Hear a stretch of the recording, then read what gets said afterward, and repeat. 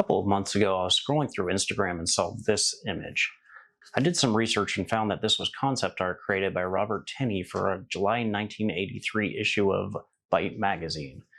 They were running an article about the potential of Videotex systems, but sadly the illustrated device was purely fictional and not something I could buy to add to my collection of weird vintage electronics.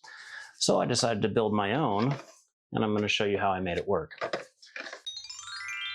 Based purely on Tenney's concept art, I envisioned this as a video phone, a kind of 80s precursor to FaceTime on an iPhone.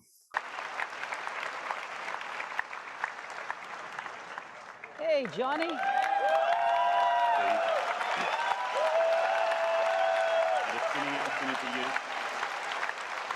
That isn't actually what the Byte article described, but it's what I chose to make.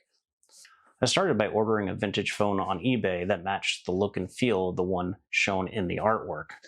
There were a bunch of those to choose from, and the one I bought was less than $20. My original plan was to put a Raspberry Pi inside and mount a screen where the keypad was.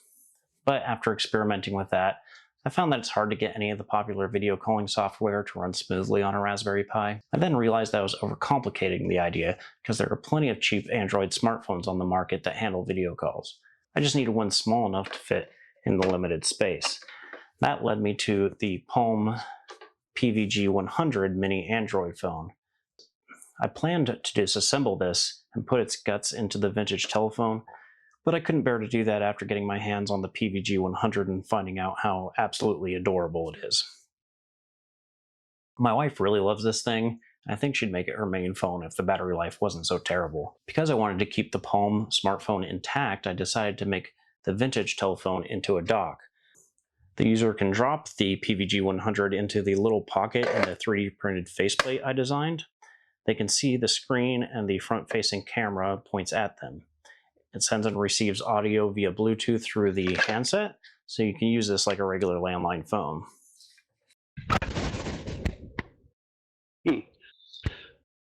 Well, this is a troubling angle. To get that Bluetooth audio working, I bought a cheap Bluetooth headset, pulled out the innards, and shoved them inside the vintage phone. Here's how that works.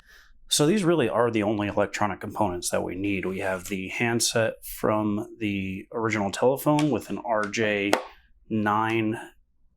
cable on it, and then the RJ9 jack from the original phone is the only electronic component we need to keep from the phone. All the original circuit board, everything else from the phone is gone. And we have this PCB from the cheap Bluetooth headset. It has its own battery.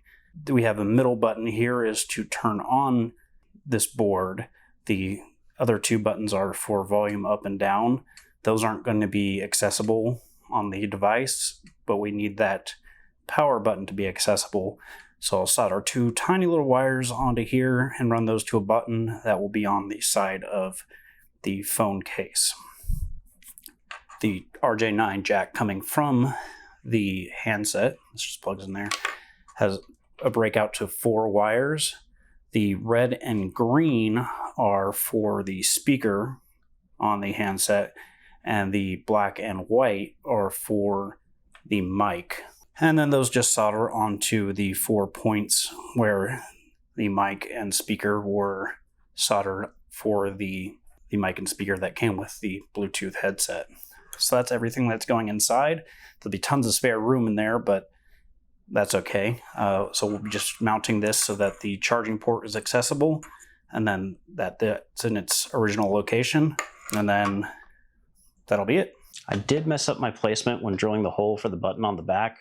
Remember what your grandpa told you, kids? Measure twice, cut once. Otherwise, I think it looks pretty neat. Because the Bluetooth headset has its own battery, you only need to plug in the phone to recharge. So it's actually portable. Of course, this doesn't have any practical use. It was just something quick and fun to build based on a cool picture I saw on Instagram.